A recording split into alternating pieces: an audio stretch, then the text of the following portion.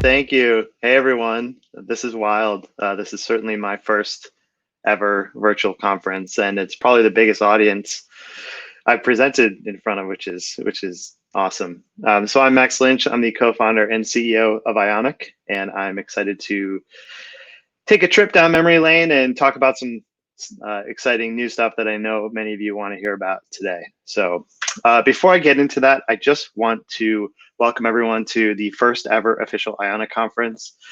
Ioniconf, I can safely say I never thought I'd see this day. I know it's been such a long time coming. I know the community, our partners, our customers have been practically begging us to put on this conference, and now it's here, and it wouldn't have been possible without all of your support and encouragement. So thank you so much. I also wanted to thank the team here at Ionic for putting on this conference and doing it in kind of a ridiculously short amount of time. Many of you probably know how difficult it is to put on a conference, and doing it in less than a month or 2 months is just next to impossible. And I think one of the reasons we were hesitant to put this conference on in the past is because we really wanted to do it right, and we wanted to do something the community deserved, and I think the team here has done that. So I'm really, really proud. It's crazy to be up here to be able to keynote this. It's just kind of a trip. So thank you so much. And of course, a huge thank you to all of the awesome speakers that you'll be hearing from today. As Mike mentioned, we didn't want to just find Ionic developers, but experts from around the web ecosystem, from service providers that have a lot to offer in terms of expertise on building mobile and web apps. So they certainly fit the bill. They have a lot to offer, so I'm really excited to hear from them. I'm sure you're gonna love it. So with that, I want to rewind a little bit and talk about how we got to this point, and then dig into some things that we're really, really excited to share with you today. So when we launched Ionic Framework at the tail end of 2013, we really had only one core belief or mission, if you will. And that was that web developers should be able to use their skill sets to work at any part of the stack, whether that was web apps, server side, or mobile. And few parts of the stack at the time were as exciting, fast growing, but also underserved from a web development standpoint as mobile. And it just drove us crazy that you couldn't, as a web developer, build native quality, award-winning quality mobile apps just using standard web development technologies. I personally was a native developer in the past, and I just love web development. It's by far my favorite way to build anything. And so we wanted to bring that to mobile. And when we did that, we released Ionic at the end of 2013. It really struck a chord. It seems like the web development ecosystem was waiting for something like Ionic. And I credit a lot of that to us building on top of AngularJS way back when. I think it was version 1.2. And I want to thank another awesome conference, Untitled, for having us at the very first, I think it's the first ever Untitled, where we got our big break. The spark really happened, and the Angular community took it and ran with it. And we're so, so thankful for that. And I think it's safe to say in the years since then that Ionic changed the mobile development world pretty dramatically. And we kind of consider it the start of a new generation of these web developer focused mobile toolkits. And web developers have proven that they should be able to use their skills to build awesome mobile apps. Over the years, we released a ton of new versions of Ionic Framework, as many of you know. One of the biggest was on the evolving version of Angular, so Angular 2. We rolled out new commercial products like our mobile DevOps platform, AppFlow, that enables developers to build and deploy Capacitor and Cordova apps remotely, do cloud builds, and now deploy the App Store, which we'll talk about in a little bit. We released commercial enterprise native products for building highly secure enterprise apps and handling authentication flows, identity management, and encrypted offline storage. We built a new take on Cordova called Capacitor, which is forming the foundation of Ionic's native layer. And then we expanded beyond our initial roots in Angular to other web development ecosystems, most notably React, which we launched at the end of last year. But along the way, few releases or as major as Ionic v4. In v4, which we launched in January of last year, which feels like forever ago, but it's pretty recent, we realized that the entire front-end world was kind of shifting dramatically under our feet. JavaScript frameworks like React and Vue were growing at an insane rate, and framework churn was on everyone's mind, right? Like I've invested in a framework, and now there's a breaking change, there's a rewrite I need to do. That was kind of the zeitgeist. And we realized it was foolish to bind to any single framework. So we didn't just mean Angular, we meant any single non-standard third-party framework, if you will. And we realized our best bet to be relevant and to kind of further our mission of helping web developers was to stay as close to the web platform as possible. And so in order to do that and build v4, we built an open source project called Stencil. And Stencil's goal was really to just let us build components in one standard language using TypeScript, which we loved. Thank you. Thanks to the Angular team really for turning us into TypeScript fans. And that let us build components for Angular and React and Vue, all by building in one standard language. And those components would actually be generated as web components under the hood. So they would run in any modern browser, and in theory, were compatible with any modern web development stack. We knew we were taking a big bet on this approach, but the experiment really proved to be a resounding success and enabled us to release v5 with dramatic UI and UX improvements to the framework that you know and love, and also happened to be one of our easiest upgrade paths yet, because most of the code that we built was actually standard web components. And we had a way of automating the bindings in some respects for different frameworks. So really that bet has paid off. We're super thrilled. We love Stencil. We know a lot of you love Stencil. It's really become the foundation of our component approach. Today, Ionic is clearly a force in the mobile world.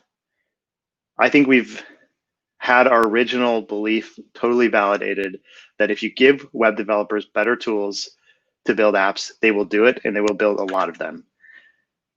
Today, Ionic apps, according to App Figures, power over 10% of the iOS App Store and up to 20% of the Google Play Store, which is just mind-boggling. I never thought I'd see such a significant chunk of the App Store running on top of Ionic back when we built it. And this just goes to show that web developers want to use their skill sets to build apps. And if you give them tools, you empower them to do it, they will do it. Every single month, Ionic Framework is installed over 1 million times. And collectively, developers have started over 10 million apps since the beginning. That's a lot of development happening on Ionic. That's a lot of web developers building apps. And newer projects like Capacitor have seen really, really exciting early adoption. Capacitor specifically has doubled in usage since the beginning of this year and is now installed over 250,000 times every single month. It's been growing quickly. We'll talk a lot more about that in a bit. Along the way, we built really great friendships with other ecosystem providers. So the Angular team in particular, I wanted to just give them a shout out because they've been huge over the years in helping us get to this point. And if you look back at all those apps running in the App Store, I would say 95% of those are actually Angular apps. So that's kind of a fun thing most people don't realize, is that there are thousands upon thousands of highly polished, shipped, maintained actual apps, Angular apps in the App Store, which is wild. So I want to thank the Angular team. Thanks, Stephen, for giving us a quote here. Over the last 3 years, we've been fortunate to have built a serious enterprise business on top of Ionic, with now 200 global customers, helping amazing companies build and deploy groundbreaking apps, often working with web development teams that in some cases were completely new to mobile, or certainly were expanding their skill sets into native mobile. So very different kind of makeup of engineering teams that we're seeing. And today, Ionic powers mission-critical apps for Fortune 1000 companies, government agencies, nonprofits, universities, and fast-growing startups. Of course, all the open source work that we do is ultimately fueled by our commercial and enterprise customers. So I want to sincerely thank every single one of them and our partners that have really made a bet on Ionic and invested in this platform, because we wouldn't be here today. We wouldn't be able to invest in our open source products like we do without you. And we truly are working tirelessly to help your teams be successful. So briefly, I want to talk about one of our most strategic enterprise customers, and that is Amtrak. We've worked with Amtrak since 2017, and Ionic Framework powers Amtrak's official customer-facing app, which has great reviews in the Apple App Store and the Google Play Store. They've really built an amazing Ionic experience. Our enterprise customer success team is currently working hand in hand with Amtrak engineering teams to smoothly transition their app to V5. So they're not on it yet, but they're working on that. We've worked closely to advise them on everything from accessibility to security and compliance. And we've also collaborated with them to help improve the maintainability of their app, follow best practices, reduce tech debt, as they've had multiple third parties engaged in the project over the years. So I want to thank Amtrak for being such a great customer, for building a great Ionic app experience. Really, really great to have you as a customer. And this is a great example for how we can help maybe your company too. When we step back and reflect on how far Ionic has come and how far the community has come, because the community has really come a long ways as well, it's clear that Ionic means so much more today than it did 6 years ago when our journey first began. But if we go back to that original belief and that original mission that all web developers should be able to use their skills to build award-winning mobile apps, it really feels like we're only just getting started on that. Sure, we've helped AngularJS developers in the last, and in the last 9 months, React developers. But the first thing we need to do if we want to help the broader web development experience is help all the most popular front-end frameworks build apps with Ionic Framework. And so today, we're excited to do that with Ionic View. Today, we're super excited to announce that we are doing an official version of Ionic View. It's going to be built on View 3, which we're really excited about. We were waiting a little bit until that got more stable. We didn't want to risk having serious breaking changes. So we're really, really excited about this. And not only is this a new framework binding for Ionic Framework, but it's also powered by a bunch of updates we're making to Stencil.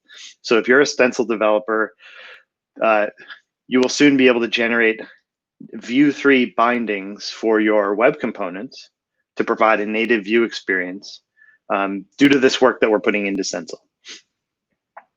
I'm glad. I know this has been frustrating because it's probably our #1 most asked question. Like, when is View support coming? When is View support coming? And I'm glad that we waited, because we've learned so much from doing our Ionic 4 and 5 Angular and React ports, in particular React, because that was our most recent one. And we're able to put all that learning right back into View, and we're pretty confident that this is going to be much better and get to market a lot more quickly because of it. I also want to thank the team over at Modus Create, who built the first version of Ionic View support. This wouldn't be possible without your team doing that, really kind of proving that there's a ton of demand, and for sharing your expertise with us. So thank you so much. In terms of when you can expect this, we're looking at late summer, early fall. Feeling pretty confident that it's going to come together quickly, and we want to move into production ready status pretty quickly. So don't expect a long beta period for this. So this is the part where I really wish I had a live audience, because I hope that you'd be clapping right now. In my mind, you're clapping. So let's talk about AppFlow for a second. AppFlow is Ionic's official mobile DevOps service that helps Cordova and Capacitor developers deploy live updates to their app remotely, build native iOS and Android binaries in the cloud, and automate all of that as part of a CI/CD workflow. So if you're familiar with PhoneGap Build, AppFlow is sort of the next generation of that. And It welcomes any developer using Cordova, Capacitor, or PhoneGap, so not just for Ionic Framework developers. But one of the best features of AppFlow, the one that I'm most excited about, is a feature that gives developers the ability to deploy apps directly to the Apple App Store and the Google Play Store, and even automate that as part of a CI/CD pipeline. We call this feature Deploy to App Store, and it is a legitimate game changer for mobile dev teams. As many of you know, deploying apps to the app stores is one of the most painful, frustrating parts of building mobile apps, and it's always been very manual. So today with AppFlow, you can automate all that. You can set up destinations. So you just press a button and your app is submitted to the app stores. So this has been in preview for the last few months. We haven't really rolled it out to that many people. So today, I'm super excited to announce that Deploy to App Store is now available on all plans. So if you've been interested in this, but you weren't able to upgrade to the higher plans, or the timing wasn't right, we hope you give it a try. Go to useappflow.com, you use your existing Ionic account, and I hope that you consider this to be a huge change to your workflow. I know I definitely do. It's one of my favorite releases that we've ever done. So congrats to the team for making that happen. So we are incredibly excited about these updates. But again, they still just scratch the surface in bringing Ionic's open source and commercial products to the entire web development world. Vue, much like React and Angular, they still represent a relatively small chunk of the web development ecosystem. What about teams using Svelte or Ember or Stencil? What about teams not using any framework at all? On the UI side, what if teams aren't using Ionic Framework? What if they're using Angular Material or Tailwind or Bootstrap? What about teams doing pure native development with Swift or Java, but want to move more quickly by adding web screens, involving their web teams? We aren't really catering to those teams at all today. And so today I'm excited to announce that we are making a pretty dramatic change to Ionic, the company, to fully realize that dream that we had in the beginning, to help every single web developer in the world become a mobile developer, regardless of the technology stack they were using.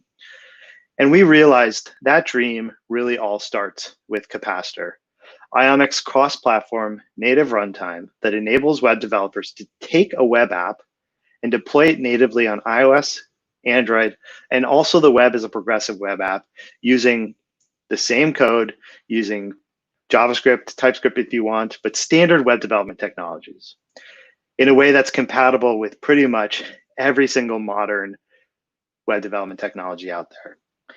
So today we're opening this up to work with every technology out there. So that means if you're using React or Ember or Vanilla.js or Vue or what have you, Capacitor wants to help you build cross-platform mobile apps. If you're using Material, UI, or Tailwind, or Framework 7, Capacitor, again, wants to help you build cross-platform mobile apps. So you might be saying, well, Capacitor always did that technically. And yes, you're technically right. But we never embraced it. We never made it easy. We never actively went out and engaged with these projects or these communities and said, hey, we want you as part of our community. We don't care if you're not using Ionic Framework. We want you to build apps using Capacitor because that's how we really, really achieve our big goal of bringing web apps to mobile. And so with this change, Capacitor is becoming the first stop that users will have in the Ionic development platform. And to help push the project forward, we're announcing a few small and a few big changes to the project. First of which is that the team behind this is expanding. So we're actively hiring for Capacitor. We now have a number of developers working full-time on it. It's really become a focus for us on the open source side. On the small changes side, we are excited to announce that we rolled out an updated website last night.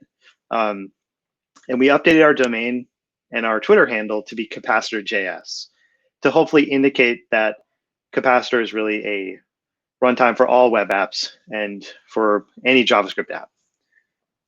So check it out. We will be launching a new blog there. We'll be adding a bunch more content it's really going to become more of a standalone site than it is today. We also rolled out updated documentation with a new design. It's full screen now. We went through and edited a bunch of content. We're going to be doing so much more work on the docs. They're going to get a ton more love in the coming weeks and months. So definitely check that out. We're super excited about that. And then for those of you who have participated in the Capacitor Slack channel, we've decided that we are going to move our official team communication and discussions to the beta of GitHub discussions. I want to thank the GitHub team for getting us into the beta. We're really, really excited to try it out. If you're a community member looking for help, we think this is going to be a lot more effective for you because it's not real time, so things don't get lost as quickly, and it's searchable and it's indexable, which is really important. Not only does that help the project, but it helps future users actually find similar questions. I mean, that's how programmers work. So really excited about this. It's still the beta. There's still a bunch of things that we hope the GitHub team tweaks about it, but really excited to see you on there. The official Capacitor team will no longer be in the Slack channel necessarily. So please don't come in there expecting a response from them. They're going to be on here.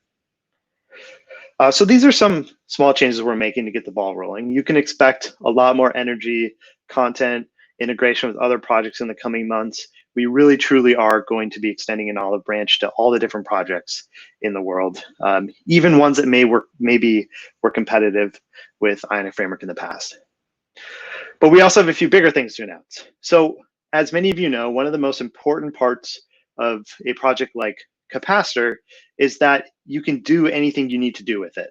And that means being able to find plugins to access all the different SDKs, all the different features on the devices that you need.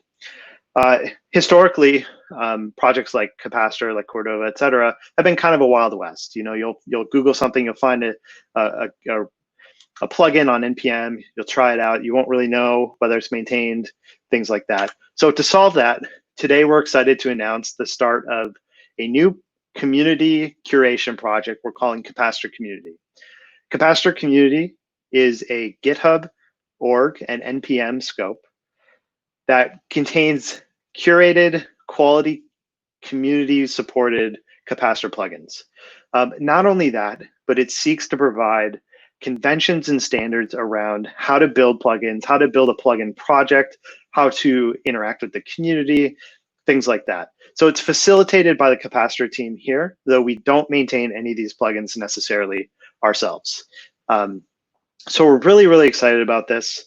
I think this is one of the most important things that we need to get right with Capacitor. You need to be able to find any plugin that you need.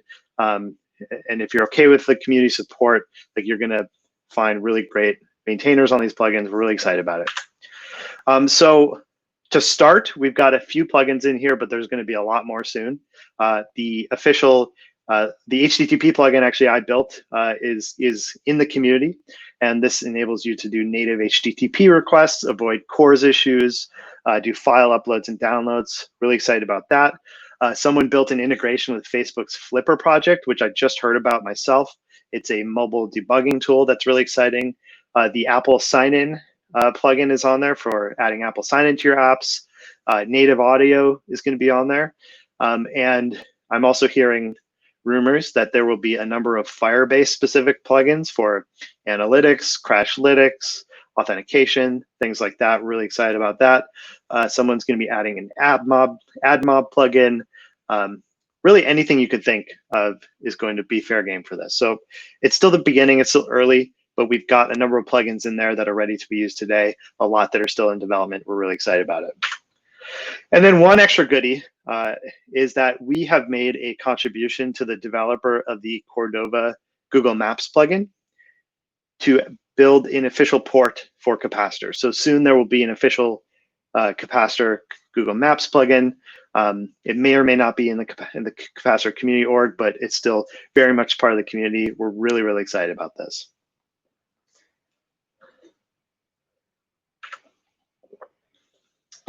So one of the reasons we built Ionic Framework back in the day was to build and bring powerful mobile controls to every web developer building mobile apps. in a way that browsers and other toolkits like Cordova did not at the time. You basically got an empty web page and you had to fill it with native controls and everything like that. So often a developer building an app like this had to build their own native UI framework, build their own Ionic framework every time they built an app, which was a lot of work. And it's really hard to get that right. We've been working on components for years, and we know how difficult it is to get them perfectly right. Years later, we still believe that Ionic framework is best in class as a cross-platform UI framework. It provides some of the most native quality UI controls for web devs out there that map to actual native UI experiences on the phone.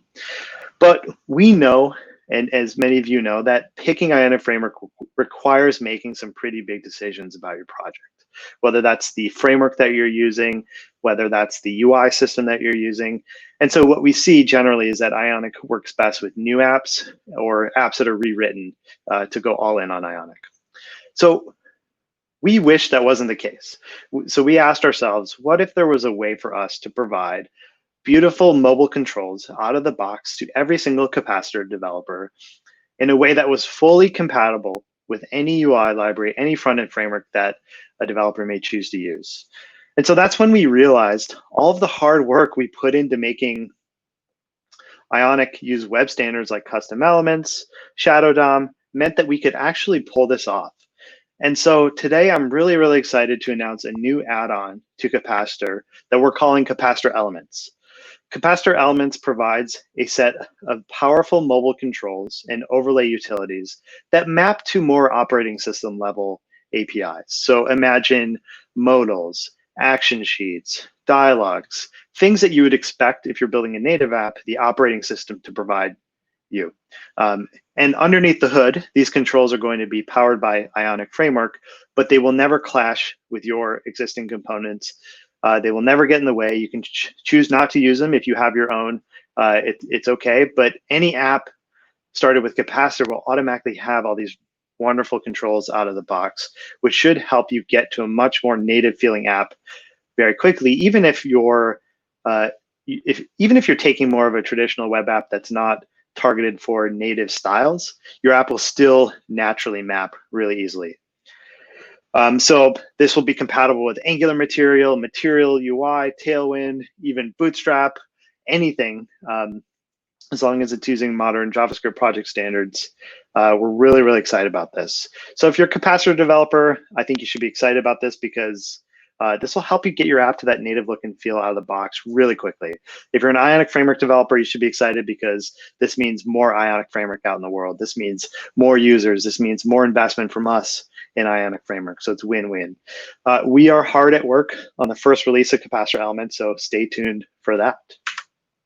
So with these updates and changes, Ionic is fully embracing its original goal to empower web developers and help them build top quality mobile apps. Truly, the Ionic of tomorrow is more than just Ionic framework. And so today, we are unveiling and clarifying a new perspective for Ionic, the company. If you visit us today at ionic.io, you'll find updates on all that we're doing as a company across all of our projects under a slightly updated company brand to indicate that all these different products that we have are all part of the Ionic experience. So it's not just, Ionic doesn't just refer to Ionic framework anymore. It's a modest start, but just like the rest of Ionic, we expect big things from this in the future. So in many ways, it still feels like day one for Ionic and for framework and the Capacitor ecosystem and community. And that web development ecosystem has really come of age in recent years, is entering a new era.